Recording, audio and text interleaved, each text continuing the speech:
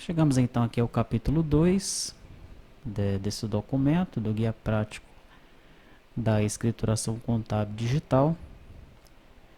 Esse capítulo 2 ele fala sobre os dados técnicos para a geração do arquivo. Então a empresa deverá gerar o arquivo da ECD com recursos próprios.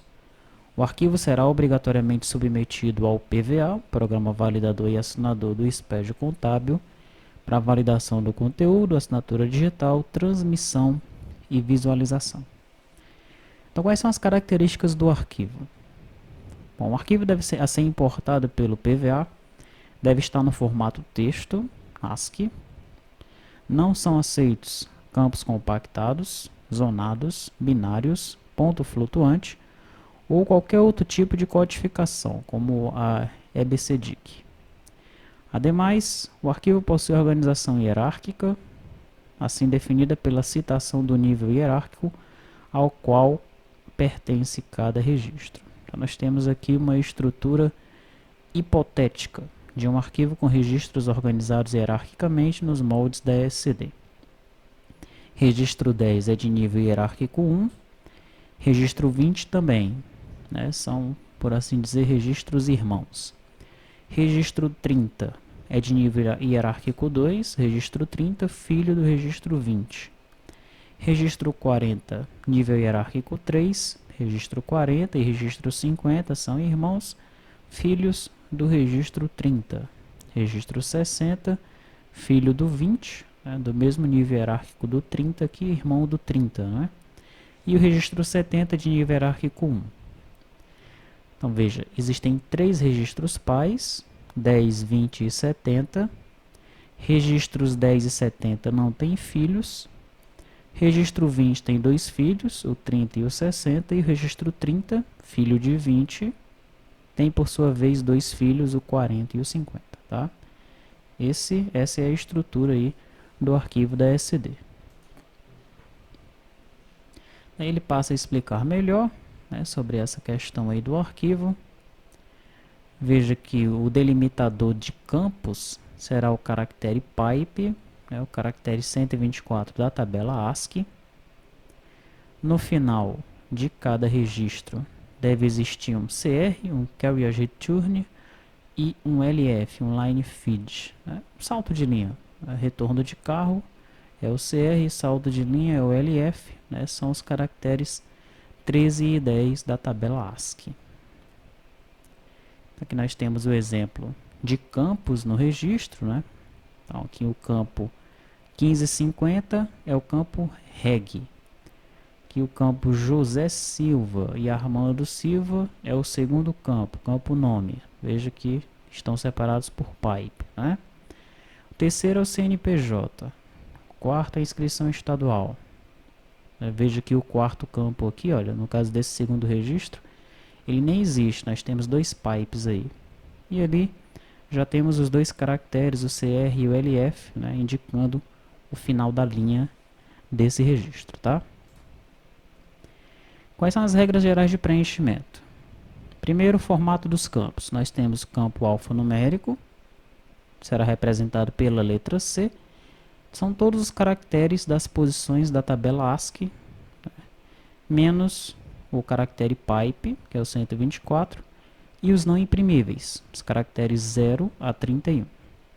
Temos os numéricos, representados pela letra N, são os algarismos das posições 48 a 57 da tabela ASCII e o caractere vírgula. Então aqui nós vamos separar as nossas casas decimais pela vírgula mesmo, tá? O caractere 44 da tabela ASCII.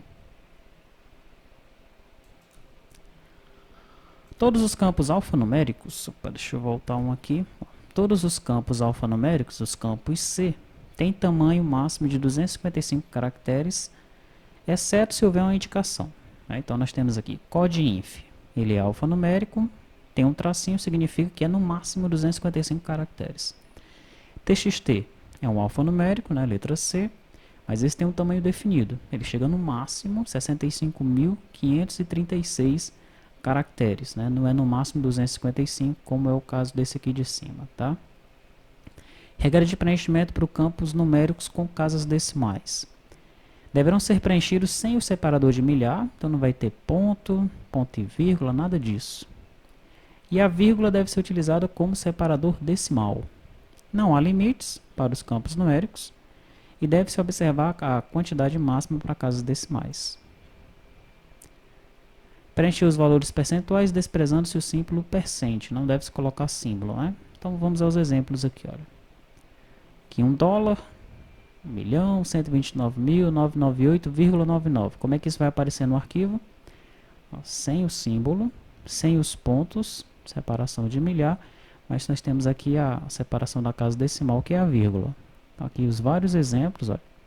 Sempre só os números, né? No caso de zeros após a vírgula, nem precisa da vírgula, mas pode colocar também se quiser, como é esse caso do 10.000 aqui, ó. Tá? Regras de preenchimento de campos numéricos que representam data. Pois é, a data ela é representada como um campo numérico. Né? Então deve ser informado nesse padrão aqui, ó, DD, MM, AAA. Só os números. Tá? Então, 1º de outubro ou de janeiro de 2005. 11 de novembro de 1911.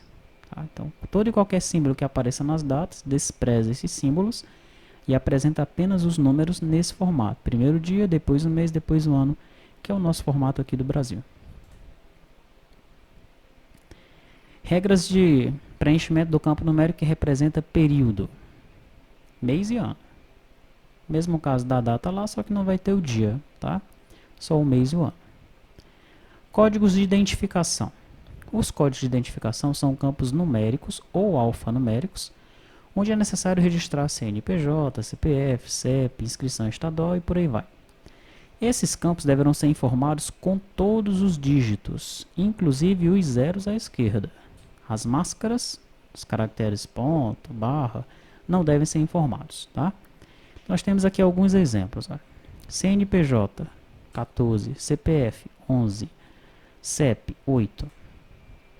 Então, olha o CNPJ como é que aparece, só os números. Esse CNPJ começa com 0. O 0 tem que aparecer lá também. Esse CPF começa com 0. O 0 aparece lá. Ok?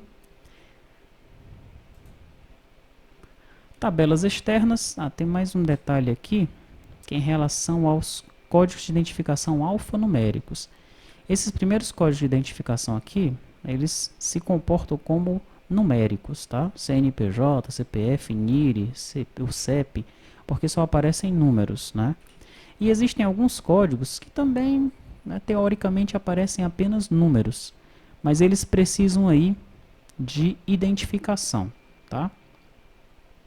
Vamos ver qual é o caso, se já é esse daqui. O exemplo de código de identificação alfanumérico. Vai aparecer um C, a inscrição estadual, a inscrição municipal. Esse não tem como saber qual é o tamanho. Esses aqui sim, né? CNPJ sempre é 14, CPF sempre é 11. Já uma inscrição estadual, aí não é padronizado. Né? Veja essa inscrição estadual, o tamanho dela. Olha o tamanho dessa outra aqui.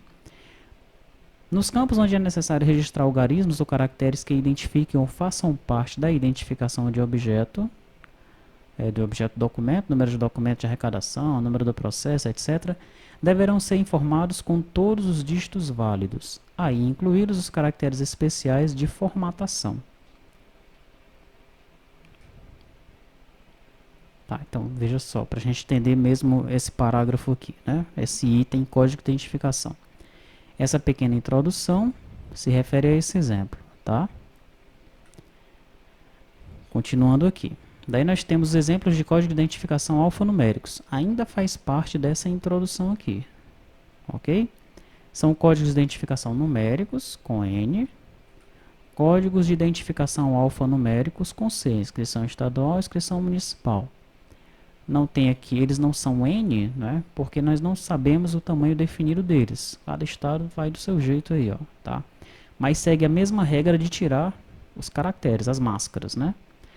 Já existem outros tipos de campo, que o que ele está se referindo aqui, identificação de objeto documento, número de documento, número de processo e por aí vai, onde todos os dígitos válidos devem aparecer. Então vamos a um exemplo aqui abaixo, olha. Número DA, número do processo, são do tipo C, alfanuméricos. no máximo 255 caracteres. Como é que eles aparecem aqui, ó? 9876543 da mesma forma, olha, o ponto vem, o tracinho também. Esse já aparece até com letras, tá? Documento de arrecadação A1B2C34. Aparece com todos os caracteres. Ok? Muito bem. Tabelas externas. São tabelas oficiais criadas e mantidas por outros atos normativos e cujos códigos são necessários à elaboração do arquivo digital. Deverão seguir a codificação definida pelo respectivo órgão regulador. Então, são tabelas que você vai utilizar, né, para informar algum código dentro do arquivo, né? Um exemplo é a tabela de municípios, né? Então, existirão ocasiões em que nós temos que informar o código do município, né? O código de Fortaleza, o código de Brasília, tá? Então, esse código ele vai estar na tabela de municípios do IBGE. E através dessa tabela, que é uma tabela externa, nós vamos pegar esse código e informar no arquivo. Essas tabelas elas devem estar no nosso banco de dados, né? Tabelas internas. São tabelas necessárias para a elaboração do arquivo a ser utilizado pelo programa validador e estão relacionadas em ato publicado pelo SPED. Então, por exemplo, temos aqui o registro 0, abertura do arquivo digital e identificação do empresário ou da sociedade empresária.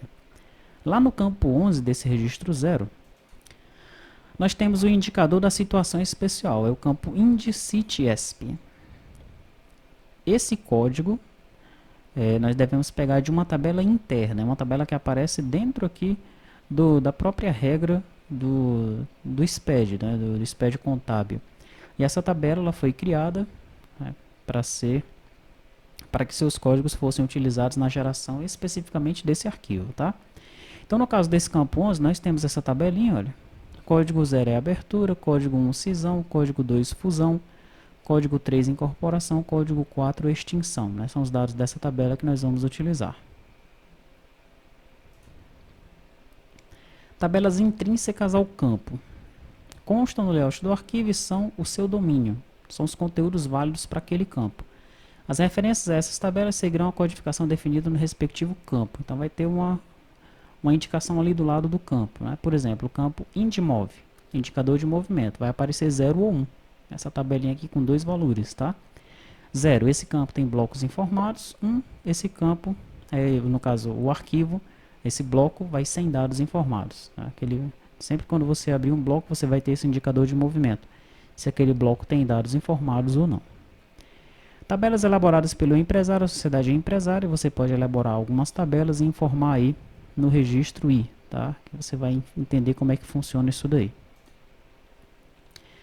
Muito bem, chegamos no final do capítulo 2, né? Agora nós vamos entrar no capítulo 3, falando aí sobre os blocos e registros da escrituração contábil digital, que nós veremos na próxima aula.